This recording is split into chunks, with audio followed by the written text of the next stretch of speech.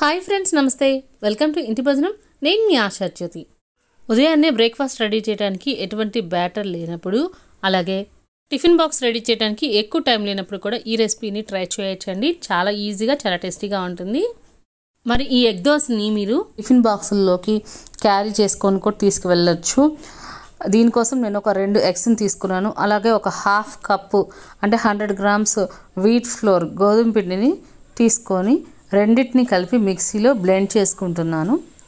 దీన్ని మామూలుగా కూడా మనము కలుపుకోవచ్చు, కాకపోతే మిక్సీలో వేస్తే చాలా ఈజీగా బాగా ఉండలు లేకుండా కలిసిపోతుంది. సో నేను మిక్సీ యూజ్ చేస్తాను. మీకు కావాల్సి ఉంటే నార్మల్గా కూడా మీరు కలుపుకోవచ్చు. అండ్ దీంట్లో కొంచెం వాటర్ యాడ్ చేసుకొని రుచికి సరిపడినంత ఉప్పు కలుపుకొని, అలాగే కారం 1 టేబుల్ స్పూన్ కూడా వేసుకుంటున్నాను.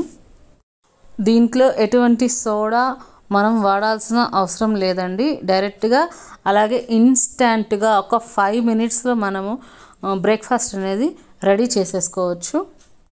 ఇప్పుడు ఈ బ్యాటర్ని మనము చాలా పల్చగా చేసుకోవాలి. అంటే మనం రవ్వ దోశకి వేసుకుంటాం కదా, అంత పల్చగా చేసుకోవాలి. నేను ఇక్కడ చూపిస్తున్నాను కదా, దోశ వేస్తుంటే ఎంత బాగా లిక్విడ్ లాగా ఫామ్ అయిందో అలా చేసుకొని పెనాన్ని అంటే పెనం మీద బ్యాటర్ని మొత్తం స్ప్రెడ్ చేసుకోవాలి.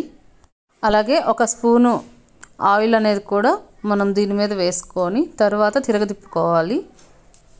ఇలా వేసిన దోశ అనేది పేపర్ దోశలాగా చాలా క్రిస్పీగా ఉంటుంది.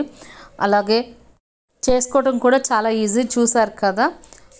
దీంట్లోనే ఇంకొక రకం ఏంటంటే, మీకు కావాల్సి వస్తే ఉల్లిపాయలు సన్నగా తరిగి వేసుకోండి. అలాగే పచ్చిమిర్చి, కొత్తిమీర అన్నీ కూడా వేసుకొని సేమ్ ఈ బ్యాటర్ని మనం దోశలాగా వేసేసుకోవచ్చు. ఎలా వేసుకున్నా టేస్ట్ మాత్రం సూపర్గా ఉంటుందండి. చూసారు కదా, చాలా ఈజీగా మనం రెడీ చేసేసుకోవచ్చు. అలాగే దీన్ని ఈవినింగ్ టైము స్నాక్స్గా కూడా పిల్లలకి చేసి పెట్టచ్చు. ఈ దోశలు చాలా క్రిస్పీగా ఉండి పిల్లలకి చాలా బాగా నచ్చుతాయండి. ఇలాంటివి 2-3 దోశలు అయితే వేసిస్తే సరిపోతుంది. మరి మీరు కూడా ఈ వీడియో చూసి తప్పకుండా ఈ రెసిపీని ట్రై చేసి చూడండి.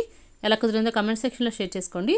వీడియో నచ్చితే మాత్రం తప్పకుండా లైక్ చేసి మీ ఫ్రెండ్స్, రిలేటివ్స్కి షేర్ చేయండి. ఇంటి భోజనం ఛానల్ని సబ్స్క్రైబ్ చేసుకోండి. Thank you.